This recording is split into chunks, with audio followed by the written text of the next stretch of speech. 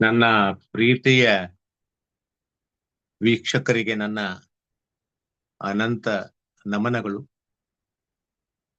My name is Anand Masali, Bagalkot, Karnataka state. My mobile number is 9242494770. WhatsApp number is 9900913869. ನಿನ್ನೆ ರವಿವಾರದ episode ನಲ್ಲಿ ಕಿಚ್ಚ ಸುದೀಪ್ ಅವರು ತುಂಬಾ ಖುಷಿಯಾಗಿ ಮಾತನಾಡಿದರು.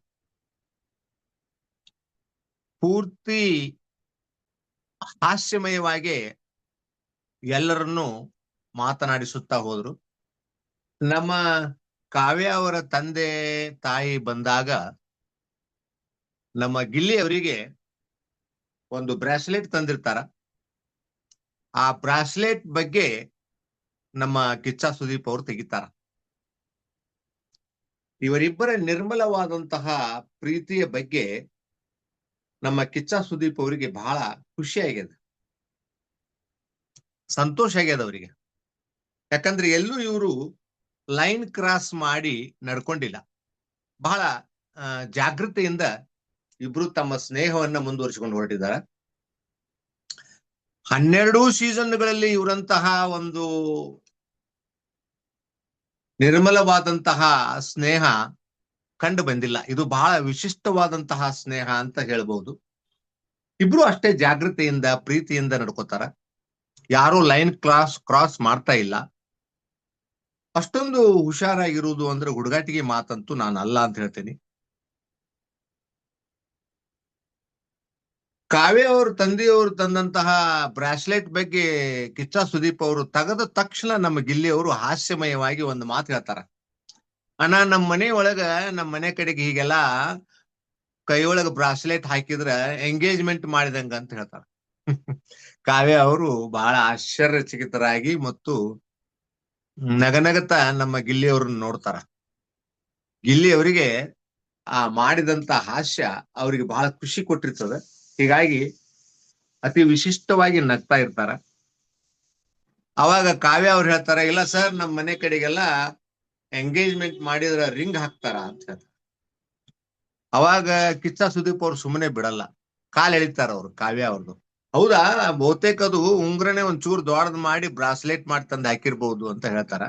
ಎಲ್ಲರೂ ನಗ್ತಾರ ಜೋರಾಗಿ. ಯಾಕಂದ್ರೆ ಈ ವಿಷಯವನ್ನ ಪ್ರಸ್ತಾಪ ಮಾಡ್ಬೇಕಾದ್ರೆ ಕಿಚ್ಚ ಸುದೀಪ್ ಅವರಿಗೆ ಇವರಿಬ್ಬರ ಒಂದು ಸ್ನೇಹ ಬಹಳ ಖುಷಿ ಕೊಟ್ಟದ. ಮತ್ತ ಇದಷ್ಟೇ ಅಲ್ಲದೆ ಕಾವ್ಯ ಅವರಿಗೆ ಸೆಪರೇಟ್ ಆಗಿ ಕೇಳ್ತಾರ, ನಿಮಗೇನ್ ಅನಿಸ್ತದ ಅಂತ.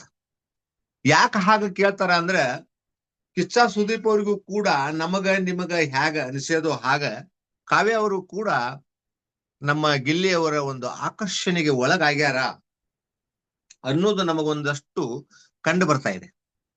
ಸುಮಾರು ಒಂದು 8ರಿಂದ 10 ಘಟನೆಗಳನ್ನ ನಾವು ಆಯ್ಕೆ ಮಾಡಿಕೊಂಡ್ರೆ ಅಲ್ಲೆಲ್ಲ ಸ್ಪಷ್ಟವಾಗಿ ನಮ್ಮ ಕಾವ್ಯ ಅವರು ಗಿಲ್ಲಿ ಅವರೊಂದಿಗೆ ಒಂದಷ್ಟು ವಿಶೇಷವಾದ ಪ್ರೀತಿಯನ್ನು ಇಟ್ಕೊಂಡಾರ ಅಂತ ಕಂಡು ಬರ್ತದ. ಬಟ್ ಅದನ್ನ ಅವ್ರು ಎಲ್ಲೂ ತೋರಿಸ್ಕೊಳ್ತಾ ಇಲ್ಲ. ಬಹುತೇಕ ಅವರು ತೋರಿಸಿಕೊಳ್ಳದೆ ಇರುವುದಕ್ಕೆ ಮುಖ್ಯ ಕಾರಣ ಏನು ಅಂತಂದ್ರೆ, ಅವರಿಗೆ ತಮ್ಮ ತಂದೆ ತಾಯಿಗಳ ಒಪ್ಪಿಗೆಯನ್ನು ಪಡೆಯದೆ ಯಾವ ನಿರ್ಧಾರವನ್ನು ತಗೋಬಾರ್ದು, ನಾನು ಯಾವುದೇ ಒಂದು ದುಡುಕು ನಿರ್ಧಾರವನ್ನು ಮಾಡಬಾರ್ದು ಅನ್ನುವಂತ ಒಂದು ಸ್ಪಷ್ಟವಾದ ನಿಲುವು ಅವರಲ್ಲಿ ಕಂಡು ಬರ್ತಾ ಇದೆ. ಅವರು ಒಬ್ಬ ಸುಸಂಸ್ಕೃತ ಮನೆತನದ ಹುಡುಗಿಯಾಗಿರುವುದರಿಂದ ತಮ್ಮ ಸಂಸ್ಕೃತಿ ಸಂಸ್ಕಾರದ ಪ್ರಕಾರವೇ ನಡ್ಕೋಬೇಕು ಅನ್ನುವಂತ ಒಂದು ಮನೋಭಾವನೆ ಕೂಡ ಅವರಲ್ಲಿ ಕಂಡು ಬರ್ತದೆ. ಬಟ್ ಅವರು ಸ್ನೇಹಿತನಾಗಿ ಇವರನ್ನ ಸಂಪೂರ್ಣವಾಗಿ ಒಪ್ಪಿಕೊಂಡಿದ್ದಾರೆ. ಒಬ್ಬ ಒಳ್ಳೆ ಸ್ನೇಹಿತ ಅನ್ನೋದನ್ನ ಯಾವ ಕಾರಣಕ್ಕೂ ಅವರು ಬಿಟ್ಕೊಟ್ಟಿಲ್ಲ. ಆದಾಗ್ಯೂ ಕೂಡ ನಮ್ಮ ಕಾವ್ಯ ಅವರು ಸ್ಪಷ್ಟವಾದಂತಹ ನಿಲುವನ್ನ ತೋರಿಸಿಕೊಟ್ಟಿಲ್ಲ ಎಲ್ಲೂ.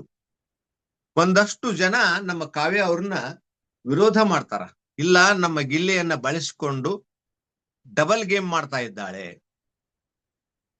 ಅವಳು ಡಬಲ್ ಗೇಮ್ ಮಾಡಿ ತಾನು ಗೆಲ್ಲುವುದ್ರ ಸಲುವಾಗಿ ನಮ್ ಗಿಲ್ಲಿ ಜೊತೆ ಈ ತರ ನಾಟಕ ಮಾಡ್ತಾಳ ಅಂತ ಹೇಳ್ತಾರ. ಆದ್ರೆ ಹಾಗೆಲ್ಲೂ ಕಂಡು ಬರ್ತಾ ಇಲ್ಲ. ಆದಾಗ್ಯೂ ಕೂಡ ನಮ್ಮ ರಕ್ಷಿತಾ ಅವರು ಹೇಗ ತಮ್ಮ ಮನಸ್ಸನ್ನ ಬಿಚ್ಚಿ ಸ್ಪಷ್ಟವಾಗಿ 4 ಜನರ ಮುಂದ ಓಪನ್ ಆಗಿ ಒಪ್ಕೋತಾರೋ ಹಾಗೆ ನಮ್ಮ ಕಾವ್ಯ ಅವರು ಒಪ್ಕೊಳ್ತಾ ಇಲ್ಲ.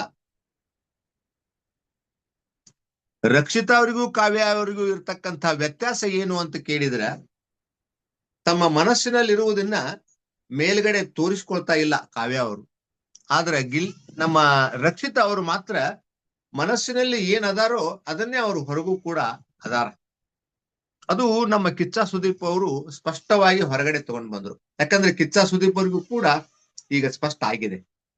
ನಾನು ಈ ಹಿಂದೆ ಒಂದು 3-4 ವಿಡಿಯೋಗಳ ಹಿಂದ್ಗಡೆ ಕಾವ್ಯ ಮತ್ತು ರಕ್ಷಿತಾ ಅವರು ಇಬ್ರು ಕೂಡ ನಮ್ಮ ಗಿಲ್ಲಿಯನ್ನ ಇಷ್ಟಪಡ್ತಾರ ಅನ್ನುವಂಥ ಮಾತನ್ನ ಸೂಕ್ಷ್ಮವಾಗಿ ಹೇಳಿದ್ದೆ.